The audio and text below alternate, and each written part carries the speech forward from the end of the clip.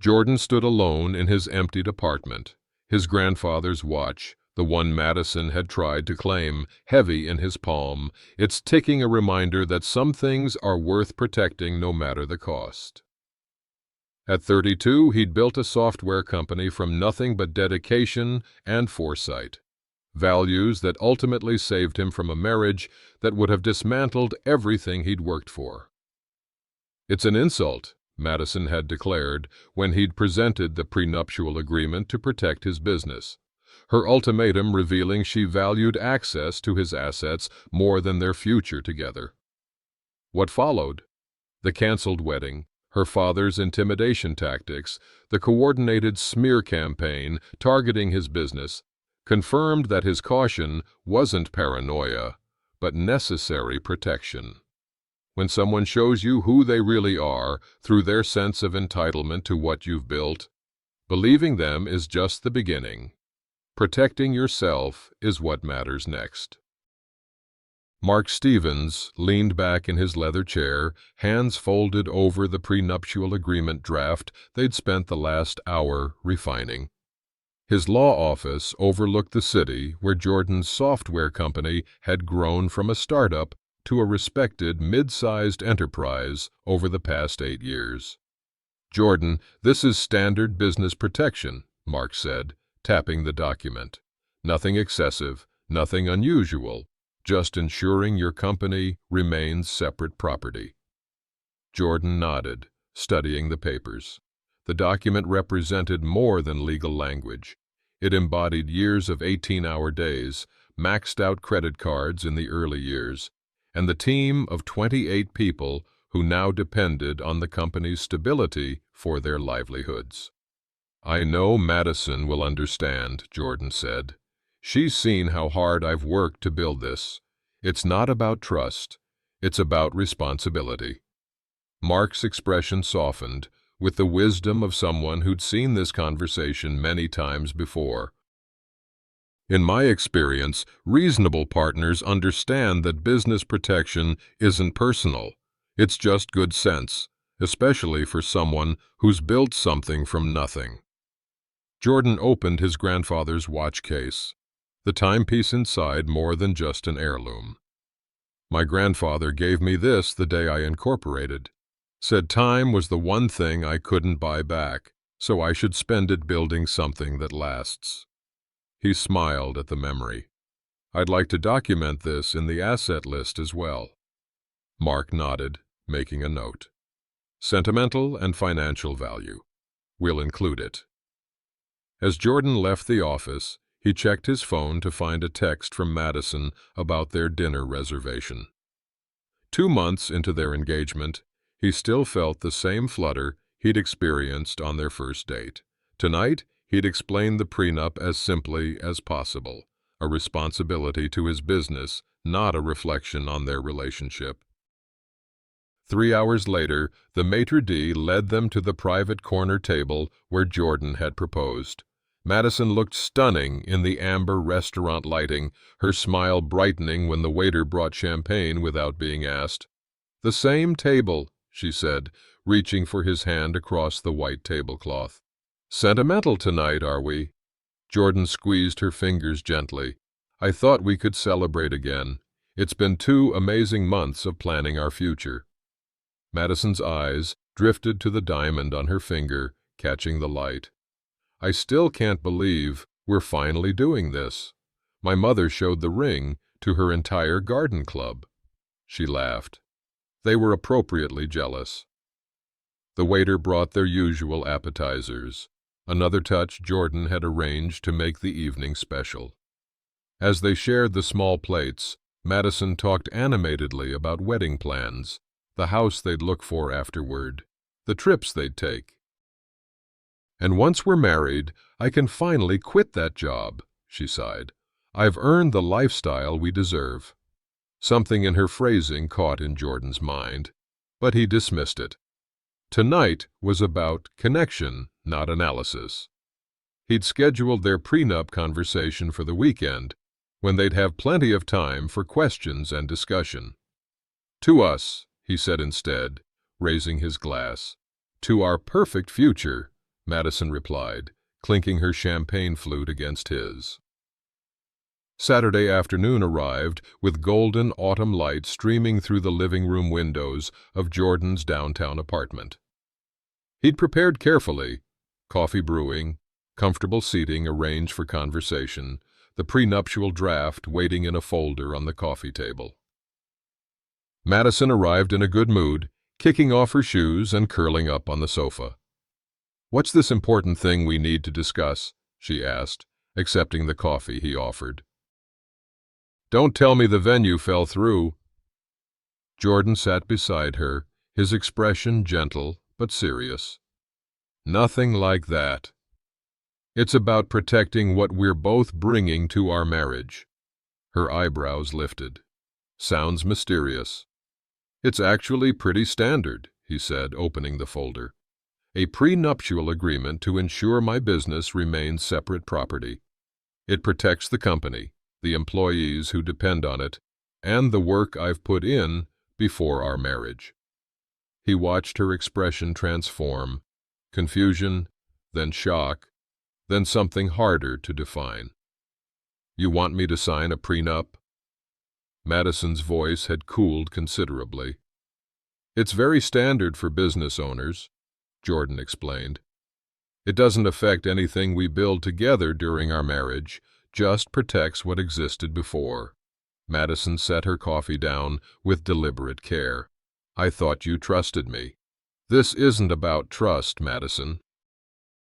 It's about responsibility to a business that supports 28 families besides our own. Mark says nearly every business owner he represents.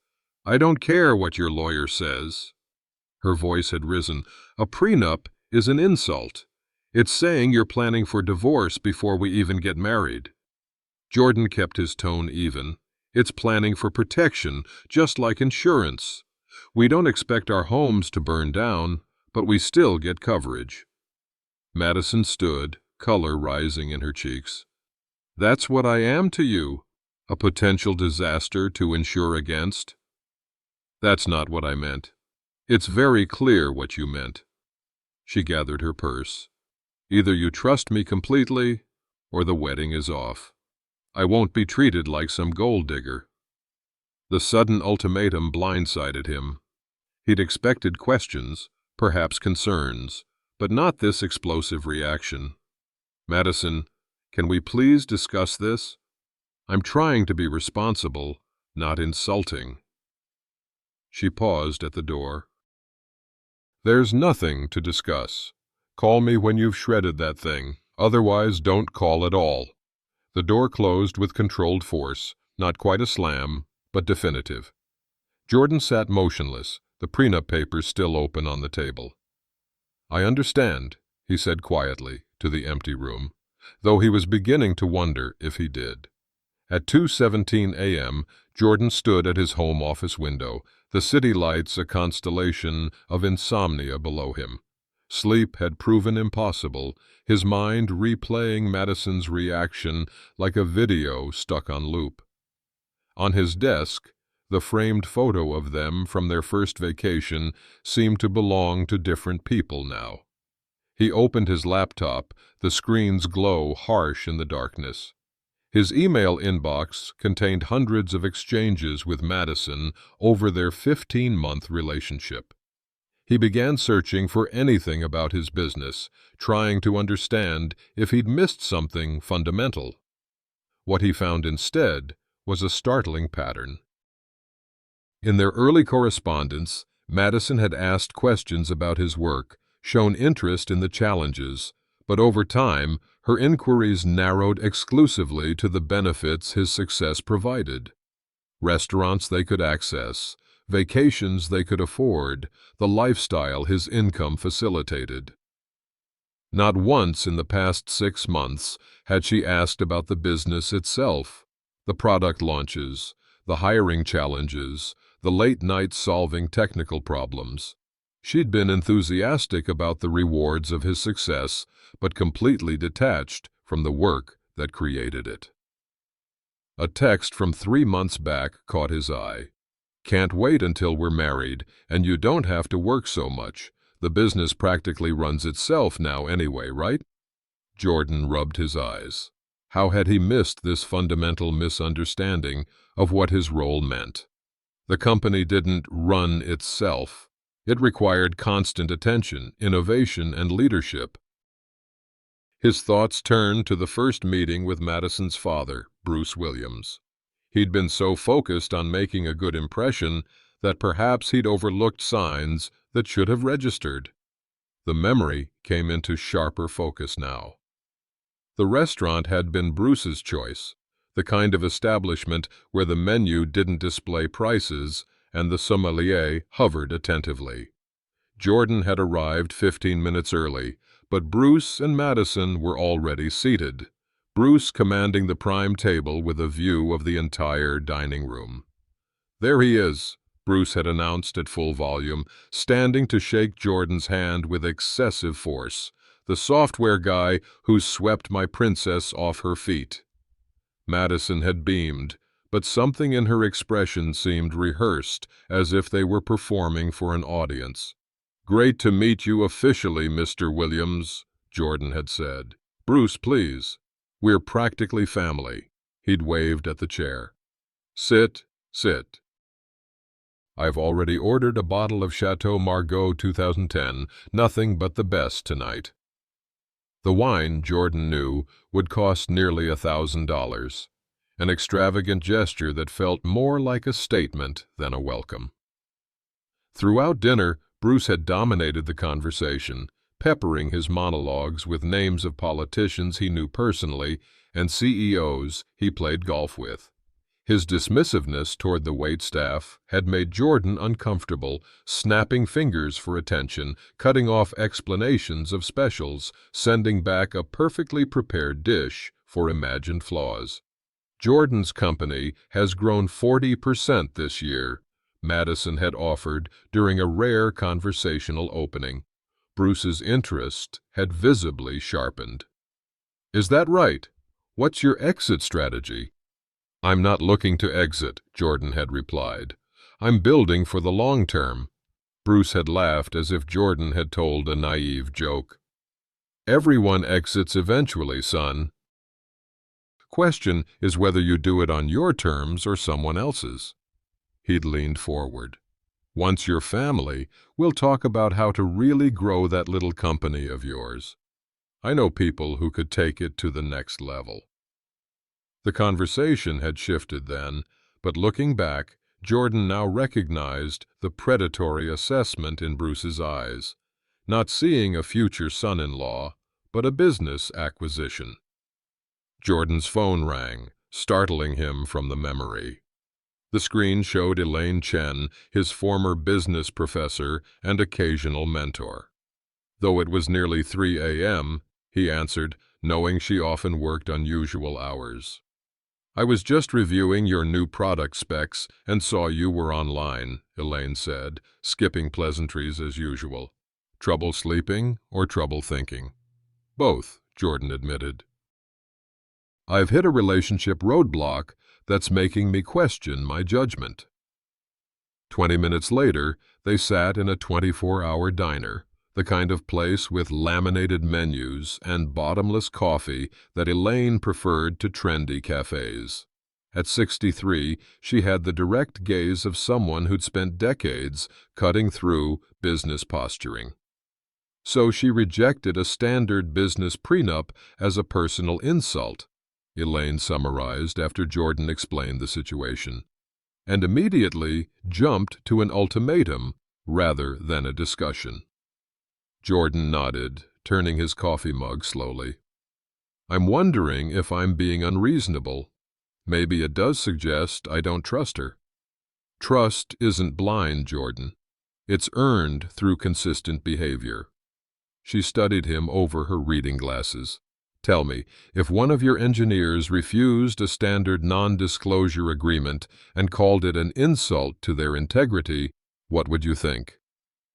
He considered this. "I'd wonder what they were planning to disclose." "Exactly." Elaine tapped the table emphatically. The person who gets angry when you set a reasonable boundary is the person the boundary was designed to stop. The statement landed with uncomfortable clarity. That's a bit harsh, isn't it? Is it?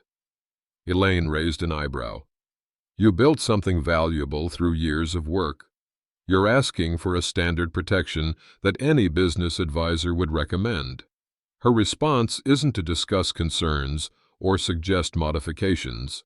It's to demand you choose between basic protection and the relationship itself. Put that way, the red flag seemed obvious. What would you do? Elaine's expression softened slightly. I can't answer that for you, but I can tell you that in 40 years of business, I've never regretted protecting what I've built. I've only regretted the times I didn't. Jordan stared into his coffee, the decision crystallizing. I need to cancel the wedding. That's a significant step.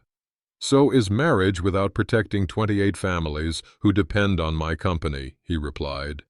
The deposit is just money. The business is my responsibility. The wedding planner's office featured wall-to-wall inspiration boards showcasing perfect celebrations, none of which would now include Jordan and Madison's. Jordan sat across from Vanessa Rodriguez, their wedding coordinator, sliding the cancellation paperwork back across her desk with his signature in place. The venue requires 60 days' notice for partial deposit return, Vanessa explained gently. Since we're within that window, the $5,000 is non-refundable. I understand, Jordan said, writing the check without hesitation. $5,000 was significant, but far less costly than the alternative. Vanessa tucked the check into her folder, her professional demeanor softening slightly. May I speak candidly, Miss Evans? Jordan nodded, surprised at the request. I've coordinated over 200 weddings, she said, lowering her voice, though they were alone. And I've developed something of a sense for couples who are well-matched. She hesitated. I've seen how she spoke to you at our meetings. This may be expensive now, but cheaper in the long run. Her unexpected validation caught him off guard. Thank you for saying that. Jordan's phone lit up with Madison's 7th text in the past hour, each message increasingly hostile. As he declined the call, a new name appeared on the screen. Bruce Williams. I should take this, he said, standing. Vanessa nodded. Good luck. And for what it's worth, I think you're making a wise decision. Jordan stepped into the hallway, steeling himself before answering. Hello, Bruce. We need to meet, now. Bruce's voice carried the expectation of immediate compliance. I'm not sure that's productive, given the circumstances. Your office. 30 minutes. The line went dead. Jordan considered his options. Meeting at his office meant home field advantage and witnesses if things escalated. He texted his office manager a heads-up and headed to his car. 28 minutes later, Bruce Williams stormed through the glass doors of Evansware Software, his tailored suit and commanding presence drawing every eye in the open-concept workspace. Jordan watched from his glass-walled office as his receptionist attempted to intercept Bruce, only to be brushed aside with a dismissive gesture. Jordan stepped into the doorway of his office. Bruce, let's talk privately. Bruce strode past him into the office, waiting until Jordan closed the door before speaking. His voice remained controlled, but vibrated with barely contained fury. You humiliated my daughter. Jordan maintained a professional distance, standing rather than sitting to keep them at equal height. I made a business decision that Madison rejected.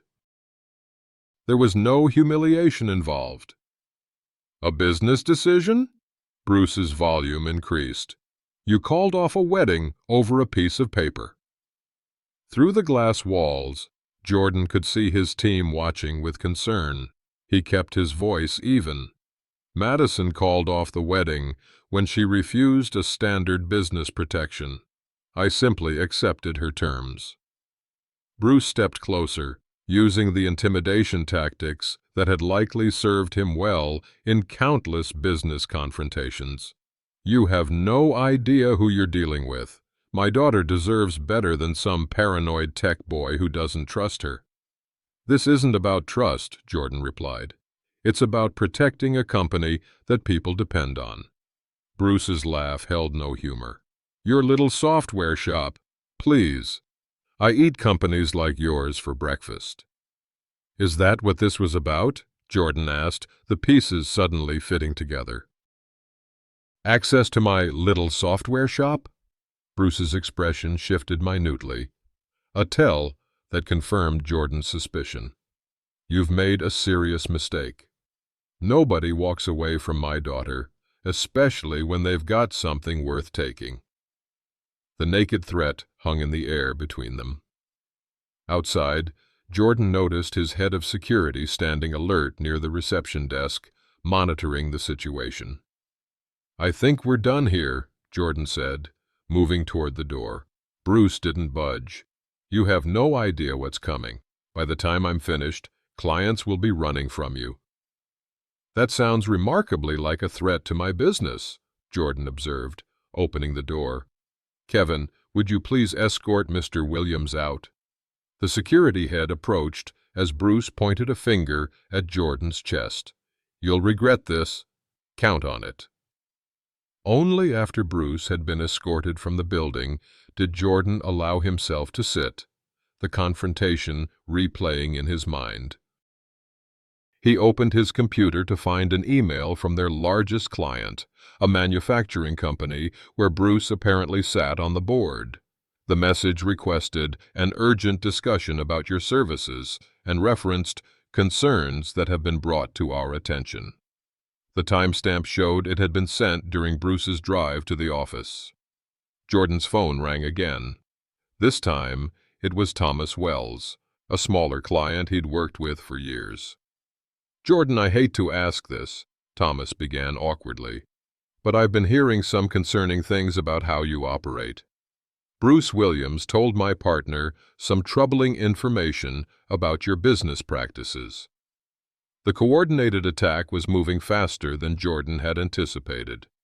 As he began explaining the situation to Thomas, a text message appeared from his building manager. Urgent issue with Ms. Williams at your apartment. Security involved. Please call. Jordan arrived at his apartment building to find the property manager, security officer, and a visibly agitated Madison in the lobby. On the security desk lay his grandfather's antique watch, the one normally displayed in his study. Mr. Evans, the building manager said with obvious relief, thank you for coming quickly. We have a situation. Madison turned, mascara smudged beneath her eyes. Tell them, Jordan. Tell them I'm allowed in our apartment. Miss Williams used her key to enter, but when security did their routine check, they found her removing items that seemed questionable, the manager explained carefully. The security officer stepped forward.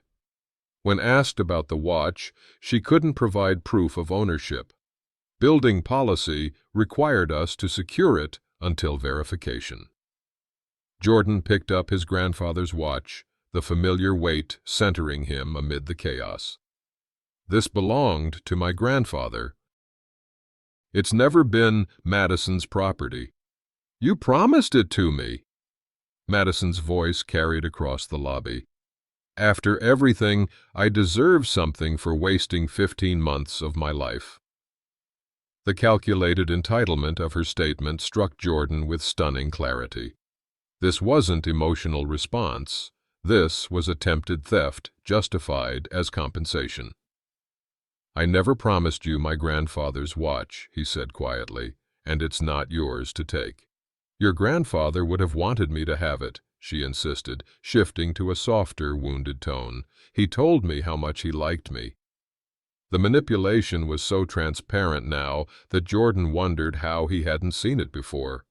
His grandfather had met Madison exactly once, briefly, before his health declined. "Ms. Williams," the security officer interjected, "do you have other items from the apartment?" Her silence was confirmation enough. The tote bag beside her likely contained more of his possessions. "I'd like to check the security footage," Jordan said to the manager, "and have my locks changed immediately." "You can't keep me out of our home," Madison protested. "It's not our home, Madison. Your name isn't on the lease, and as of now, you don't have permission to enter." Jordan turned to the security officer. "I'd like to file a report about the unauthorized removal of property." The formal language seemed to break through Madison's indignation. "You're having me arrested? Over a watch?" "I'm documenting what happened," Jordan clarified. "What happens next depends on what else you took and whether it's returned." An hour later, with Madison gone, new locks installed, and a security report filed, Jordan sat in his study, staring at the empty display case where his grandfather's watch belonged. The violation felt deeper than just property. It was an attempt to claim a piece of his heritage, his family legacy. His phone buzzed with a text from Mark Stevens. "Available to talk when you're ready. Legal options to discuss." Mark's office felt like a sanctuary of rationality after the emotional chaos of the past 24 hours. The attorney listened without interruption as Jordan detailed the events: Madison's ultimatum, Bruce's threats, the client calls, and the watch incident. "We'll file for a formal eviction notice, even though she's not on the lease," Mark said, making notes. "Better to be legally thorough. I'll also draft a cease and desist regarding business interference." Jordan nodded, watching as Mark efficiently created a protective legal framework around his life and business. "The watch incident gives us leverage if needed," Mark continued. "Attempted theft is documented, with witnesses and security footage." "I don't want to press charges unless absolutely necessary," Jordan said. "I just want this to end so I can protect what matters." Mark looked up from his notes. "Speaking of Bruce Williams, this isn't the first time his name has crossed my desk. I've had 3 other clients mention problems with his business tactics in the past year alone." This caught Jordan's attention. "What kind of problems?" "Aggressive behavior, primarily. One client described a pattern of reputation attacks followed by lowball acquisition offers when the company was weakened." Mark's expression turned thoughtful. "It might be worth looking into whether there's a pattern here." Jordan considered this new information. "You think this goes beyond personal retaliation?" "I think Bruce Williams has a particular playbook, and you might not be the first to experience it." Mark handed him a business card. "This is Diane Rossi. She runs a data security firm that Bruce targeted last year. She might provide some context." As Jordan left the office, his phone rang with another client calling with concerns. A pattern was indeed emerging, and understanding it fully seemed the best path to protection. 3 hours later, Jordan gathered his leadership team in the company conference room. The atmosphere was tense, but focused as he outlined the situation directly. "We're experiencing a coordinated attempt to damage our reputation," he explained, standing at the head of the table. "It's personal in origin, but professional in target. I need your help to protect what we've all built." His PR director, Sophia, was already reviewing social media mentions on her tablet. "It's spreading faster than normal business rumor mill stuff. This feels orchestrated." "Because it is," Jordan confirmed. "Bruce Williams has connections throughout the industry. He's leveraging them against us." "This isn't about a wedding anymore," Sophia said, looking up from her screen. This is a deliberate attack on the business. We need to understand exactly who we're dealing with." The company's head of sales raised his hand. "I've heard things about Williams before. At my previous job, he did something similar to a competitor, spread rumors, damaged relationships, then swooped in with a bargain acquisition offer when they were struggling." Jordan felt a chill of recognition. "That matches what Mark mentioned. We need to respond strategically, not reactively," Sophia advised. "First, direct communication with all current clients before rumors reach them. Second, documentation of every instance of interference. Third, investigation into whether this is an established pattern." "I'll handle the investigation," Jordan decided. "Sophia, work with the team on client communication. Everyone documents any unusual contacts or questions. We protect this company together." As the team dispersed with clear direction, Jordan remained at the conference table, a new determination replacing his earlier shock. This wasn't just about his failed relationship anymore. It was about protecting everything he and his team had built. The private investigation office was situated in an unremarkable building with excellent security. Exactly what Jordan needed. Inside, investigator Rachel Abrams had transformed his suspicions into a comprehensive timeline of Bruce Williams's business activities over the past decade. "Once we knew what to look for, the pattern became obvious," Rachel explained, gesturing to the digital display showing a sequence of business transactions, lawsuits, and news clippings. Williams targets successful mid-sized companies, particularly those with a single founder or small leadership team. Jordan studied the timeline, recognizing the strategy. "He creates vulnerability, then exploits it." "Exactly."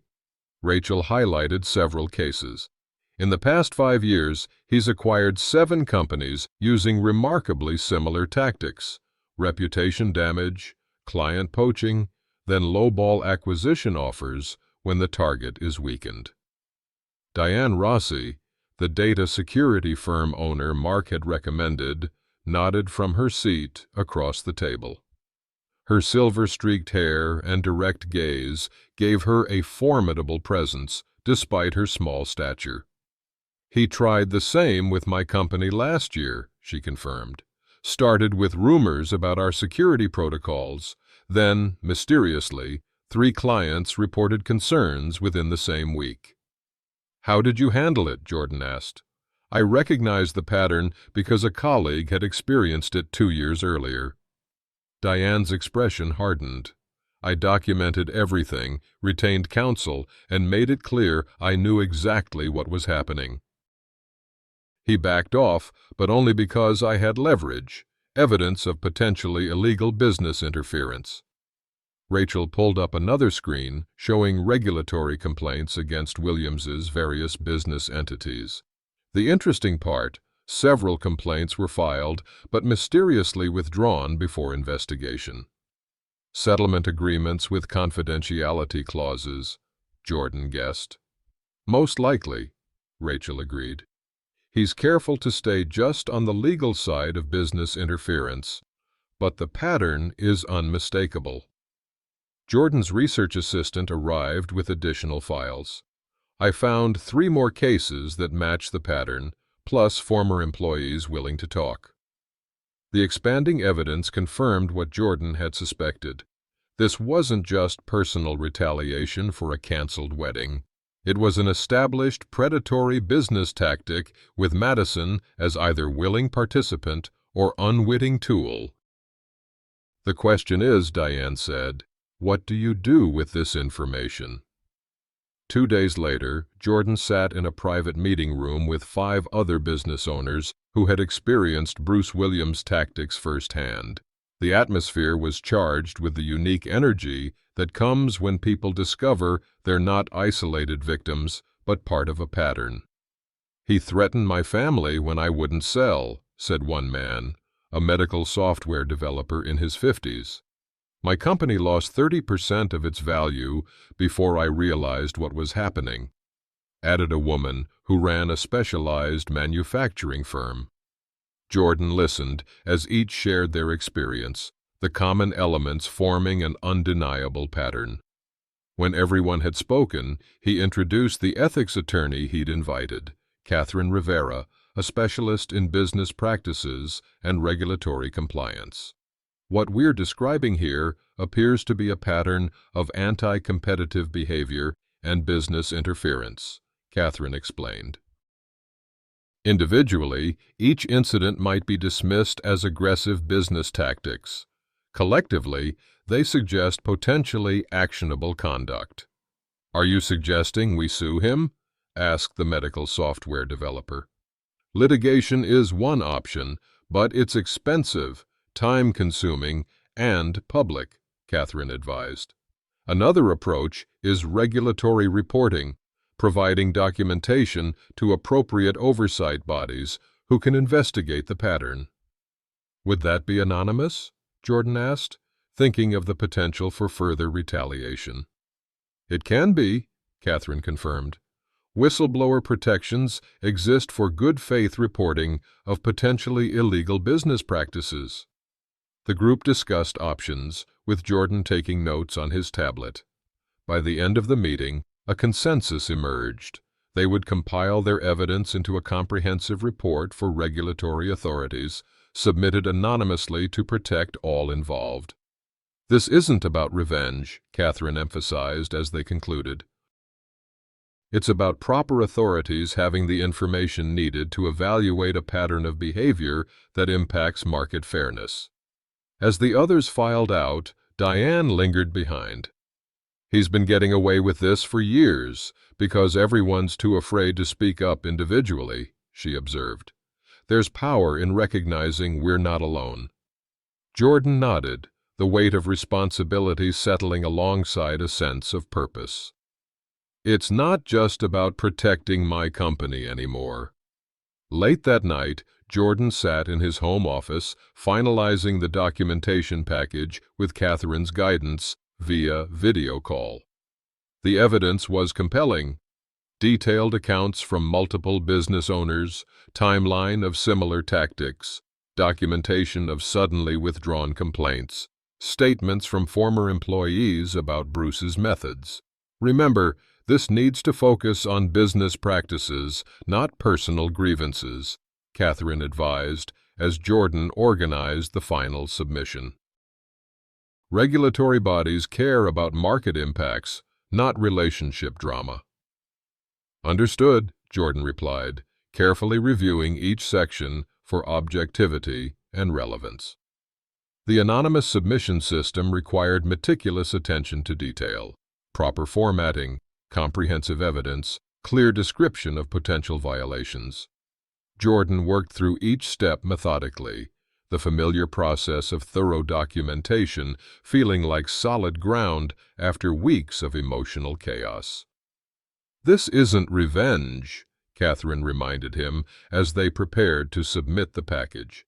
"This is allowing proper authorities to see a pattern that deserves investigation. What happens next is up to them." Jordan nodded, taking a deep breath before clicking the submission confirmation. Documentation complete. Evidence submitted. As the confirmation appeared on screen, a news alert popped up on his phone. A business publication reporting that the State Regulatory Commission had announced a broader investigation into anti-competitive practices in several industries, including specific mention of predatory acquisition tactics following reputation damage. The timing was coincidental. Their submission was too recent to have triggered this, but it suggested they weren't the only ones noticing the pattern. Bruce Williams' business methods had attracted official attention independent of their action. For the first time since Madison's ultimatum, Jordan felt the tension in his shoulders begin to release. The truth had a way of emerging when enough people recognized the same pattern. The flat screen mounted on the conference room wall displayed the financial news network as Jordan stood with his leadership team watching the anchor's crisp delivery. Breaking business news today as the State Commerce Commission announces a formal investigation into Williams Enterprises and its subsidiaries for alleged anti-competitive practices. According to the Commission's statement, the investigation follows multiple reports of similar tactics used against small business owners across the region, including what one source described as systematic reputation damage followed by predatory acquisition attempts.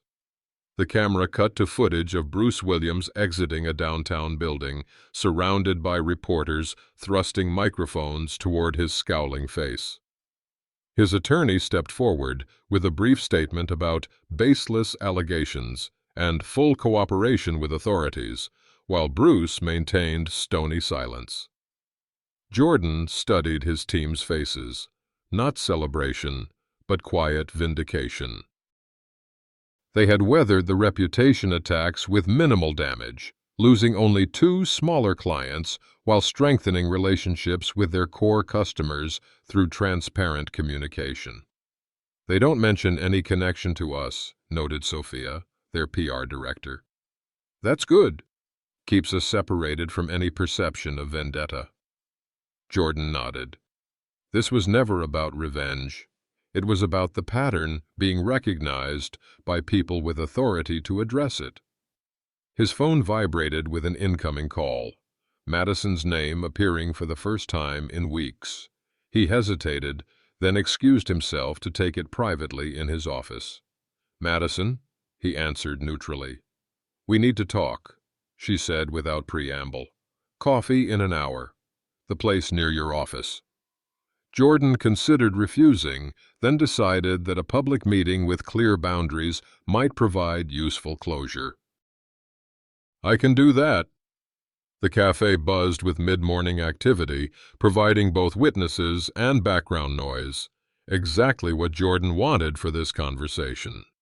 He arrived early, selecting a table with clear sightlines to the exits and nearby patrons. Madison appeared precisely on time, her appearance noticeably less polished than he remembered. The designer handbag and carefully styled hair remained, but a certain confidence was missing, replaced by a tightly controlled anxiety. "Thank you for meeting me," she began after ordering a complicated coffee drink. "I've been doing a lot of thinking." Jordan waited, offering nothing to ease the conversation. "What happened between us?" she continued. "I think we both overreacted. The prenup issue, maybe we could have discussed it more calmly." The attempted reframing was so transparent that Jordan almost admired the audacity. "What do you want, Madison?" Her carefully constructed approach faltered. "I know you had something to do with what's happening to Daddy. We could make this all go away if you'd just reconsider us." There it was. The transactional nature of the relationship laid bare. Not "I miss you" or "I love you," but "let's trade reconciliation for interference with an investigation." "I didn't have anything to do with the Commerce Commission's investigation," Jordan said truthfully, "and there is no us to reconsider. You expect me to believe this investigation just happened on its own?" Her voice took on a harder edge. "Daddy says you're behind it. Your father has apparently treated many business owners the way he tried to treat me," Jordan replied evenly. "Perhaps one of them finally reported it." Madison leaned forward, dropping her voice. "He could still destroy your company if he wanted to." "That sounds remarkably like another threat," Jordan observed. "Those don't seem to be working out well for your family lately." Her expression shifted from persuasive to cold. "You'll regret this." "I don't think I will," Jordan said, standing. "Goodbye, Madison." As he walked away, he felt none of the anger or hurt that had dominated the past months. Just a clear certainty that he'd narrowly avoided a disastrous partnership. both personal and professional. 2 days later, Jordan watched from his office window as a familiar car pulled into the visitor parking space. Thomas Wells, the client who had called with concerns after speaking with Bruce, entered the building for their scheduled meeting. The last time they'd spoken, Thomas had been politely distant, clearly uncertain about continuing their business relationship. As his assistant showed Thomas in, Jordan noticed a change in the man's demeanor, a certain hesitancy that hadn't been there during their years of business together. "Thank you for seeing me," Thomas began, as they sat in the comfortable chairs of Jordan's office rather than the more formal conference room. "I owe you an apology." Jordan raised an eyebrow, but remained silent. "I should have known better than to believe those rumors," Thomas continued, his discomfort evident. 20 years of good business doesn't disappear overnight." "What changed your mind?" Jordan asked, genuinely curious. "The Commerce Commission investigation for one," Thomas admitted. "But mostly, it was how you handled everything. No public accusations, no retaliatory statements, just continued good work while the truth came out naturally." Jordan nodded, accepting the apology without making Thomas grovel. "We all make judgment calls with the information we have at the time." Relief visibly washed over Thomas's face. "I've been worried you wouldn't want to continue working with us." "I value long-term relationships," Jordan replied. "One misunderstanding doesn't erase years of good partnership." They transitioned into discussing a new project Thomas wanted to implement, an inventory management system upgrade that would integrate with Jordan's software. As they reviewed technical specifications, the earlier tension dissolved into the familiar rhythm of productive business discussion. As they wrapped up, Thomas noticed the antique watch now displayed prominently on Jordan's desk. "Beautiful timepiece," he commented. "My grandfather's," Jordan explained. "He gave it to me when I started the company. Said it was a reminder that building something worthwhile takes time." Thomas smiled. "Smart man, your grandfather. Seems his wisdom didn't skip a generation." After Thomas left, Jordan remained at his desk, considering how differently things might have gone if he'd ignored his instincts about the prenup. The company might now be under Bruce's control, his team scattered, his grandfather's watch lost. The potential consequences of one poor decision, abandoning reasonable protection, were sobering. His reflection was interrupted by Sophia appearing in the doorway. "The Williams Enterprises story is gaining traction," she reported.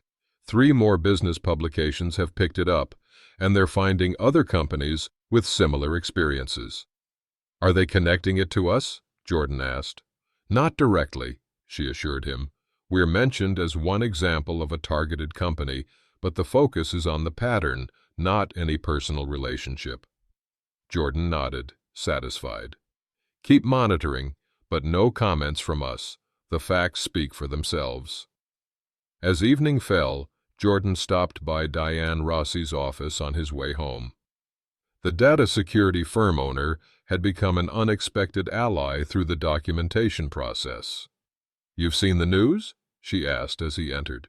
"Hard to miss," Jordan replied, settling into a chair across from her desk. Diane smiled slightly. "Patterns have a way of becoming visible once enough people recognize them." "I didn't expect it to happen so quickly," Jordan admitted, "or so publicly." "The Commerce Commission has apparently been building a case for months," Diane explained. "Our documentation was just one piece of a larger puzzle they were already assembling." "Sometimes justice arrives through unexpected channels," Jordan observed. "And sometimes," Diane added, "the best revenge is simply letting natural consequences unfold." As Jordan left, he found himself standing straighter, the weight of Bruce's threats no longer pressing on his shoulders. He'd protected what mattered, his company, his team, his grandfather's legacy, not through aggressive counterattacks, but through principled action and strategic patience. The truth had emerged, not because he forced it, but because it was there to be found when someone finally looked. 6 months later, Jordan found himself at the same upscale restaurant where he'd first met Bruce Williams. This time, he was there for a business dinner with potential investors, the meeting having run long and productive. As he signed the check, he glanced across the dining room and froze momentarily. Madison sat alone at a corner table, absently scrolling through her phone while picking at an appetizer. Her appearance had changed. The designer clothes replaced by simpler attire, the confident posture diminished. She hadn't noticed him yet. Jordan considered leaving unnoticed, then decided a brief acknowledgement would be the mature approach. As he walked past her table, he nodded politely. "Madison." She looked up, surprise registering before she composed herself. "Jordan." The awkward moment stretched until Jordan broke it with a simple, "Take care," before continuing toward the exit. "Wait," she called, not loudly, but enough to pause his departure. "How are you?" The genuine note in her question surprised him. "I'm well. The company's growing." Madison nodded, her eyes briefly dropping to her half-empty wine glass. "I heard. Congratulations." "Thank you." Jordan shifted his weight, ready to end the brief exchange. "Daddy's company is struggling," she offered unexpectedly. "The investigation, it didn't go well." Jordan chose his words carefully. "Actions have consequences." "I know that now." Something in her tone suggested the lesson had been hard-earned. "Anyway, I won't keep you." Jordan nodded, continuing to the exit with a strange sense of completion. He felt neither satisfaction at her diminished circumstances nor regret about their ended relationship, just the peace of having protected what mattered and moved forward. Outside, his dinner companions waited by their cars. Alex Chen, a promising young tech founder Jordan had recently begun mentoring, looked at him curiously. "Everything okay?" "You looked like you saw a ghost in there." "Just someone from the past," Jordan replied, turning toward their next destination, a late coffee with Elaine Chen to discuss Alex's startup plans. The following week, Jordan's expanded office suite buzzed with activity as the company prepared for a major product launch. The glass case displaying his grandfather's watch now stood beside the company's first business license, two symbols of legacy preserved through challenging times. Alex sat across from Jordan's desk, tablet open to his business plan, eager enthusiasm tempered with the nervous energy of a first-time founder. "The contract terms seem standard," Alex said, referencing the partnership agreement they'd been reviewing. "But I'm worried about protecting my intellectual property if the larger company decides to develop something similar later." Jordan nodded, recognizing the familiar concern. That's exactly what contractual protection is for. Not because you don't trust them, but because clear boundaries benefit everyone. "My girlfriend thinks I'm being paranoid," Alex admitted. "She says focusing on what could go wrong sets the relationship up for failure." "There's a difference between paranoia and prudence," Jordan explained, choosing his words carefully. "The right partners respect boundaries. Anyone who calls your protection an insult is telling you exactly why you need it." Alex considered this, his expression thoughtful. "That's actually really helpful." "Business partnerships are like any relationship," Jordan continued. "Trust is built over time through consistent behavior, not demanded up front without verification." "How do you balance protection with partnership, though?" Alex asked. "I don't want to seem defensive or distrustful." "By framing it positively. You're not protecting against them. You're protecting the foundation you're both building on." Jordan smiled slightly. "The strongest buildings start with the clearest blueprints." Their conversation shifted to technical aspects of Alex's product, But the young founder seemed more confident, his earlier anxiety replaced by focused determination.